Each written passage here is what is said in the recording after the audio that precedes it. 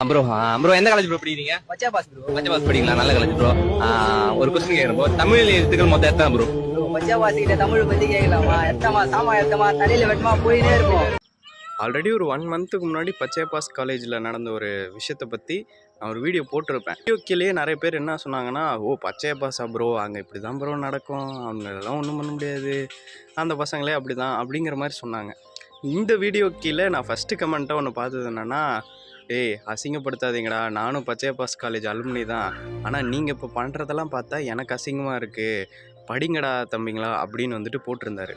அவர் வந்துட்டு காலேஜ் முடிச்சுட்டு வெளியே போயிட்டார். அவருக்கு ரியாலிட்டினா என்னன்னு தெரியுது. இந்த மாதிரி ஒரு கமெண்ட்டை போட்டிருக்காரு.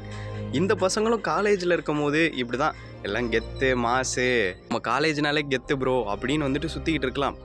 ஆஃப்டர் த காலேஜ் ஒரு வேலை இல்லாமல் இத்தனை நாளாக படிக்க வச்ச அப்பா அம்மாவுக்கு வந்துட்டு எதுவும் செய்ய முடியலையே அப்படிங்கிற வருத்தத்தோட உட்காந்துருக்கும் போது அந்த ஃபீலிங்ஸை புரிஞ்சிக்கவே முடியாது. ஃப்யூச்சர் நினச்சி இப்போயெல்லாம் வருத்தப்பட முடியாது ப்ரோ அப்படின்னா, இப்போ அதை நினச்சி கொஞ்சமாச்சு வருத்தப்பட்டால் தான் ஃப்யூச்சரில் வந்துட்டு நம்ம வருத்தப்படாமல் ஓகே லைஃப் ஓகேவா போகுது அப்படின்னு ஃபீல் பண்ணுற லெவலுக்கு ரன் பண்ண முடியும்.